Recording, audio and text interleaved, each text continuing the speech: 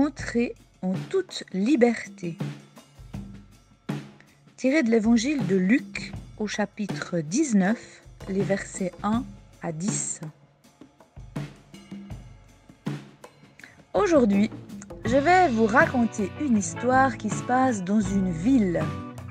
Une ville avec ses maisons, ses trottoirs, ses rues, son marché et aussi avec tous ses habitants. Cette ville est entourée d'une grande muraille. Elle est construite au bord d'un fleuve. Il y pousse de nombreux palmiers. C'est pour cela que cette ville s'appelle Jéricho, la ville des palmiers. Dans cette ville se trouve une immense et très belle maison où habite un drôle de petit bonhomme. Il n'est pas très grand, peut-être pas plus grand qu'un enfant de 10 ans. C'est un petit monsieur qui a un gros problème. Figurez-vous que personne ne l'aime. Personne ne l'invite. Personne ne veut entrer dans sa maison. Pourquoi ? Eh bien, il a un métier qui dérange tous les habitants. C'est lui le chef des impôts. Il envoie des personnes qui vont chez les gens en disant « Vous devez nous donner une part de votre argent ». Les gens disent « Mais non, on peut pas, c'est beaucoup trop, c'est pas possible ». Mais ils doivent le faire, ils sont obligés, sous peine de gros ennuis. Zachée, c'est comme ça qu'il s'appelle, Zachée est aussi un peu voleur, car de tout l'argent qu'il ramasse, il garde une partie pour lui. Et du coup, il est devenu très riche. Il s'est construit une immense maison. Regardez-le dans son jardin, devant sa piscine, sous ses arbres. Vous comprenez pourquoi les gens sont mécontents et fâchés après lui, car c'est avec l'argent volé qu'il a construit sa maison.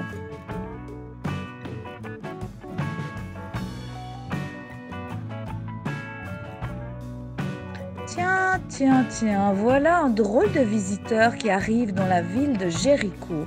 C'est Jésus. Quoi ? Jésus ? Le vrai ?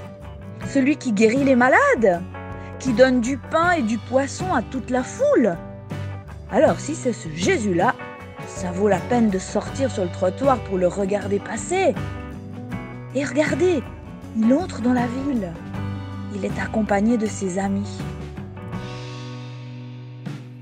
Et on entend les portes s'ouvrir, les gens s'appeler les uns les autres. « Eh, viens voir, c'est Jésus !»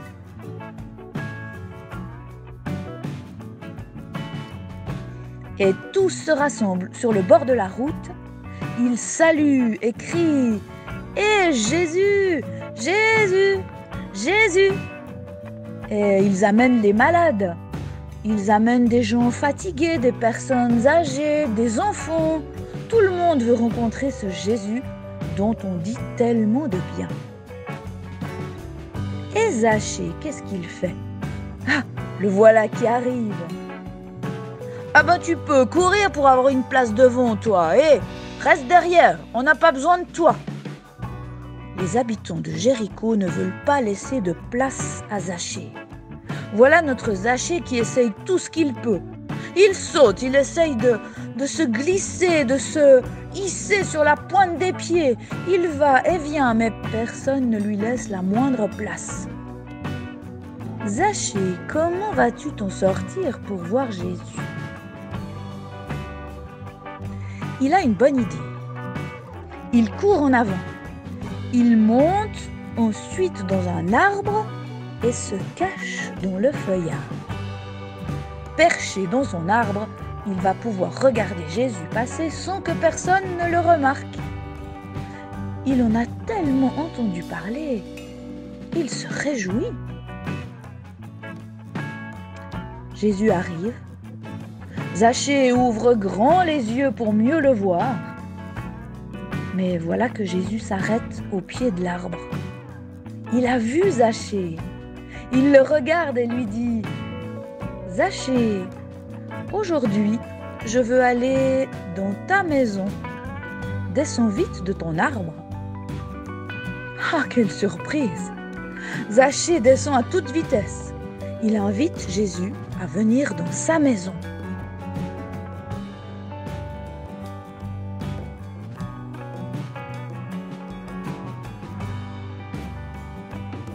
Les gens murmurent: qu'est-ce que Jésus va faire chez ce voleur?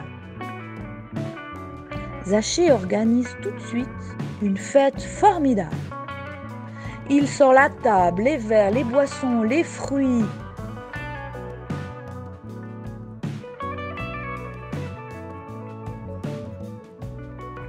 Zachée est tellement émerveillé de voir Jésus qu'il lui dit: écoute Jésus, tu vois, je suis un peu voleur, c'est vrai.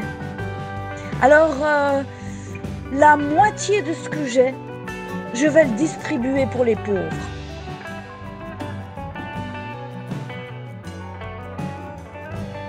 Et puis si j'ai volé quelqu'un, eh bien, je te le promets, je vais lui rendre 4 fois plus que ce que je lui ai pris.